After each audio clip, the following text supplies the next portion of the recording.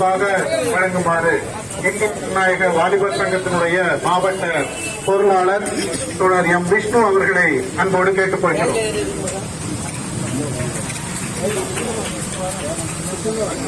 நிகழ்ச்சியில் கலந்து கொண்டு சிறப்பித்த கனிமொழி கருணாநிதி அவர்களுக்கு நரக மாளிகை என்ற புத்தகத்தை அன்போடு பரிசீலிக்கிறார் இந்திய ஜனநாயக வாலிபர் சங்கத்தினுடைய மாவட்ட பொருளாளர் தொடர் எம் விஷ்ணு அவர்கள்.